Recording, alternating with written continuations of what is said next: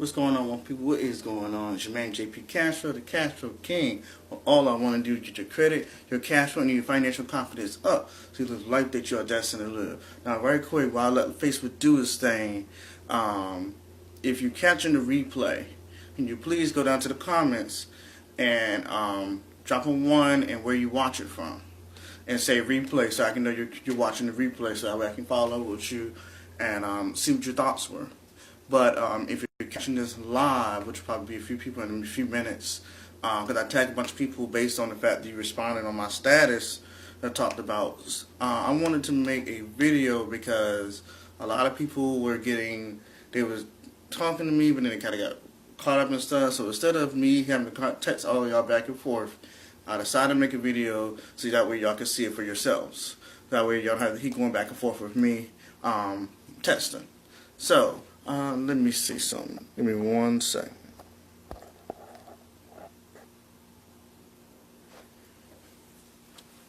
Don't mind me. Get out the way.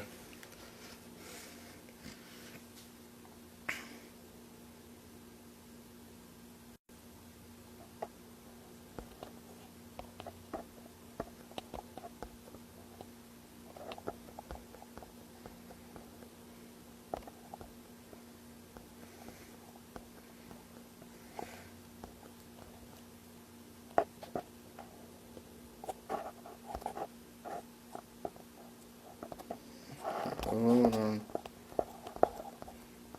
Gotta invite some people right quick.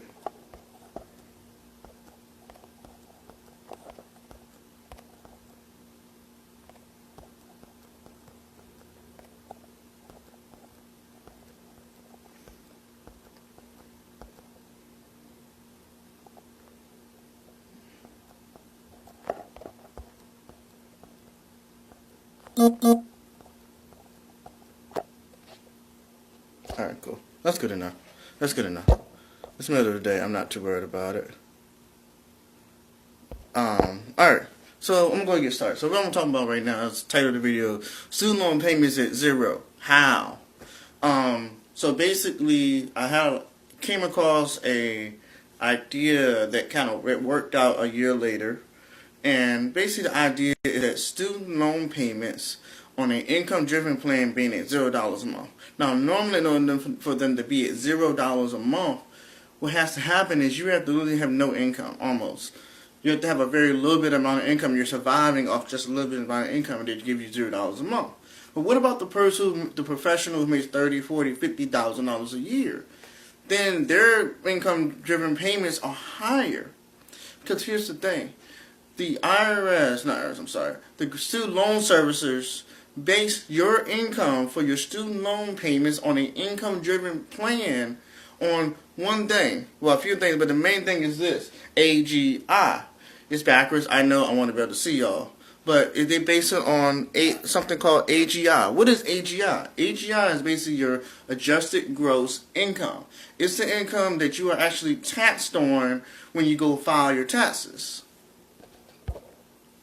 So, if you go and file your taxes and you're just a worker, you wind up having an AGI of whatever your salary is minus whatever deduction, standard deduction, whatever business expense, anything that comes out of that is basically reduces your AGI, right?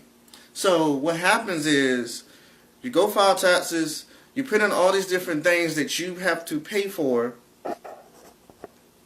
Are these different things that are tax deductible. It lowers your AGI, which means you are taxed less.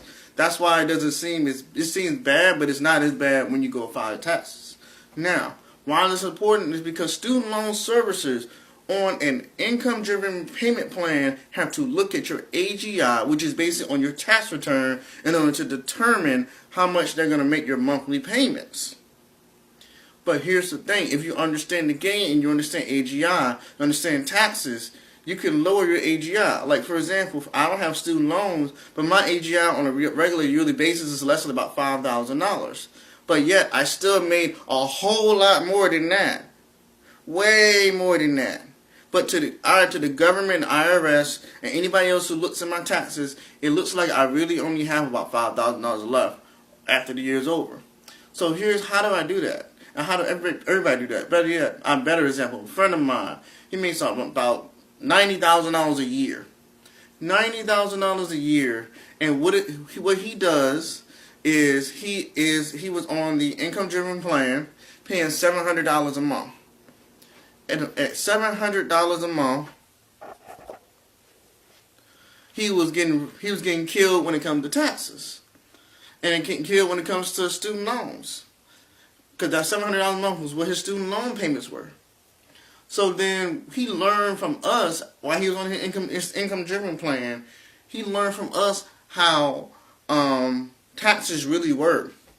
And what happened was he learned how to write off pretty much about all of his income. All the income was written off. So what happened? The AGI went down like crazy.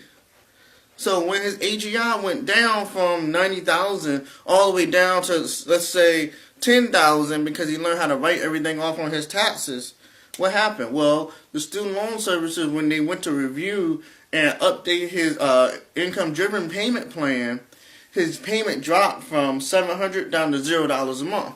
And then on an income-driven payment plan, as long as you quote-unquote pay that for, let's say, I think it's like, depending on what your loan is and the terms and all that good stuff, but depending on that, as long as he pays $0 for the next 20 years, the whole entire loan is forgiven. That's what income-driven payment plan is.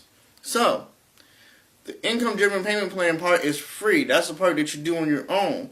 What we can teach you is how to lower your AGI to the point that where they can't tax you or they can't charge you a monthly payment anymore. Now, it may sound complicated, but it's really easy. All you got to do is learn how business taxes work. That's the one thing I teach, and that's what I always preach on my page. Learn how business taxes work, because they're one of the biggest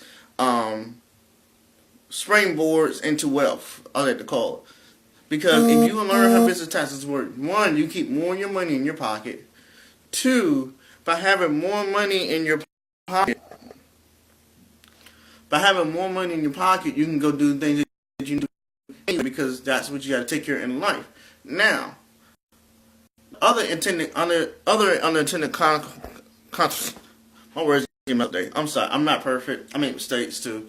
But the other unintended consequence of it, not unintended, but consequence of this is, or benefit of this, I like to say, is that when you lower your when you learn how to do business taxes, it lowers your AGI from here, or the amount you pay taxes on from here all the way down here.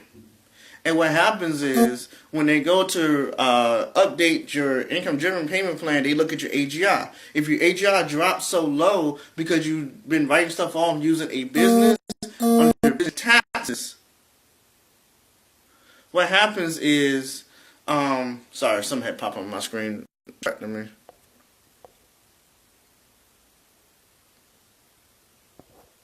Okay, cool. Making sure everything's cool. But what happens is your AGI drops. What happens is also the amount they charge you per month drops. Because how are they gonna charge you $700, $700 a month if your discretionary income isn't there? That's why he makes $100,000 a year, has $100,000 student loan debt, and pays $0 a month.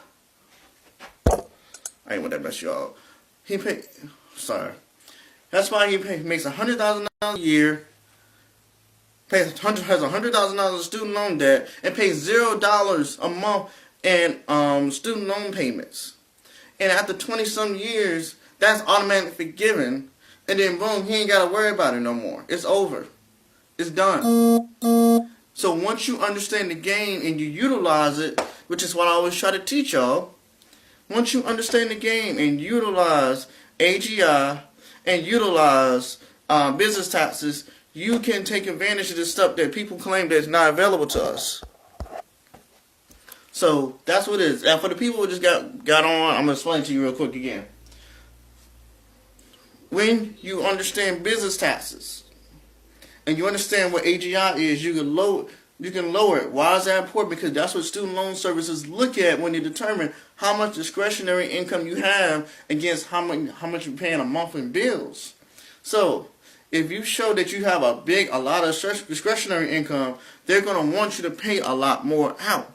But if you lower your AGI and they say, yeah, you ain't got no discretionary income, boom, your student loan payments go down and you pay $20, $30, $0 a month in student loan payments for the next 20 years until it's forgiven.